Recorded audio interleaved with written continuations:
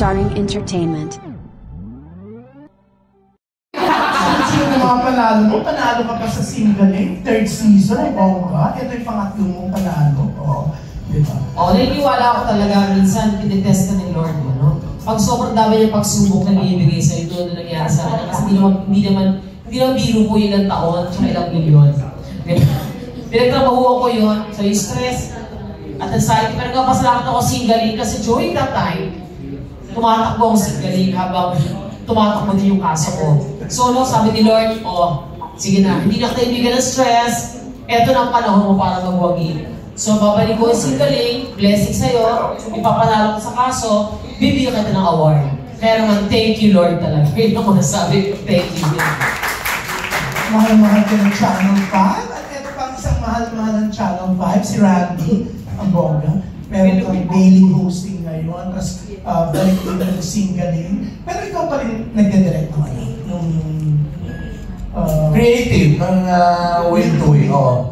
Kasi ang director ngayon niya si Yuki. So yung technical director ko is directing Will to Will. Pero I'm thankful of course na marami namang pagpipili ang mga hosts na magagaling. Pero sabi ni Kuya Will Rans, ikaw ang bumalik muna pang samantala sa akin. And of course, bilang kaibigan natin talaga, hindi natin matatanggayan yun. So yun, sabi ko, relax ka lang dyan at ikutin mo ang buong Pilipinas at ako na bahala sa show. So yun lang, yung very thankful lang ako sa tiwala ni Kuya Will na binigay niya yung pagkakataon na gawin itong Will to Will Monday to Friday. Kaya thankful of course, ako naman inaasahan ko po na sana suportahan niyo rin po ang Will to Will na kahit wala si Kuya Will at ako ang pansamantalang pumalit, sana po maisigaw niyo rin po sa lahat po ng ating mga kapatid, mga manonood na mag-enjoy lamang sila. Dahil tuloy-tuloy pa rin pamimigay natin ng mga ng mga papremyo, jacket, at nadagdagan pa. Namimigay ako ng shades. Bigyan ng shades yan! Nasuot mo? Joke. Ayun. Thank you, Kuya Jun. Sa Kuya Jun?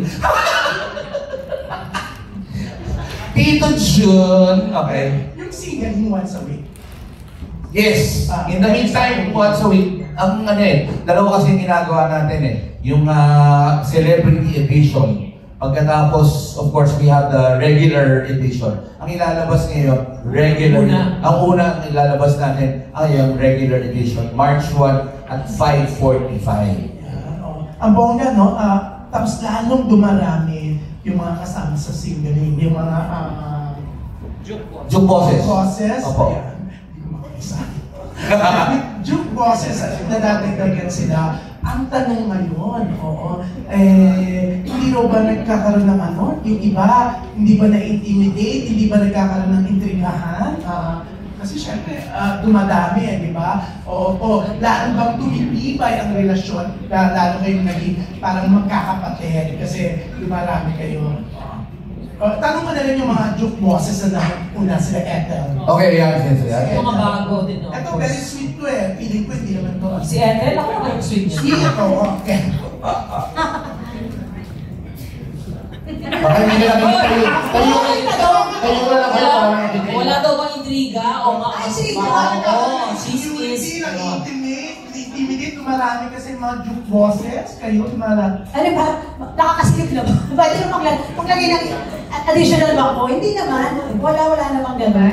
Actually, may umalis sa amin. Mayroon din na umalis. So, sila yung mga umalis. I think, Kaya, parang sakto naman yung upuan dun para sa amin. So, since nauna ka, welcome yung mga bagong pagkakas. Oo naman. It's my honor. And andito si Sir Benny. Siya ba'y nag-judge sa akin dati sa singling nung nag-adoro ko? Magkakaalam na talaga ng edad. Kaya, Sir Benny. Oo. Di ba nakaka-amaze na ginajudge na ako dati. Tapos at least, kahit hindi ka book, ginajudge.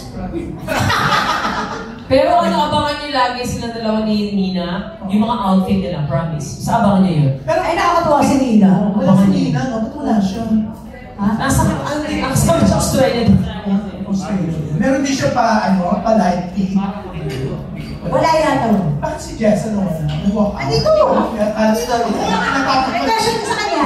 Alam mo, kanina pinahan si Jess, natapos ka ng walking Ano na ako sa likod? Ay, hindi. Nako, itong show namin. Pang ilang season mo to? At kasama ako dun sa original. So, pinag-usapan nga namin ni Tito Ray, na nung last taping namin. Ito talaga yung show na nakakatuwa kasi walang nega. Walang parang superiority complex na mga magkakasama. So, parang talaga, magkakapatid. Kaya very, smooth naman yung aming relationship sa mga kasama. Yeah. Hindi ko nag-walk on. Ano pa ako nanganag sa'yo? Natatakpan ka ng buhok ni Glenn. Ano ka? Nawala, di ba? Anyways, yung mga bago na June po kasi. Yes, so si Miss Ella May. Oo. Pero isa pa pala, sobrang excited din ako talaga. Lalo na syempre nandito si Tito Benny Saturno. Na Isa kasi kasama namin. sa kanya nung 31, di ba? Yes. Sa aming the music of Mr. Benny Saturno sa Soler. Shit. Hindi. Ay, sorry! The music of Benny Saturno sa Newport Resorts World. Ano ha? Kasi hindi ka na makakaulit ng show. Oh! Pero, Kuya, lagi kong isasama yung every time na meron tayong gagawin din yung klaseng concert. Oh, hindi siya yung January 31 birthday ko talaga yun. Dapat pumunta kami sa ibang bansa ni Lindo. Pero sabi ko, hindi pwedeng mawala ako dito sa show ni Tito Benny kasi alam ko na sobrang importante yun sa kanya. And syempre, di ba, kailangan kantahin ko yung bakit pa at yung ibang hits na binigay sa Yung akin. talaga yung utang na loob, no?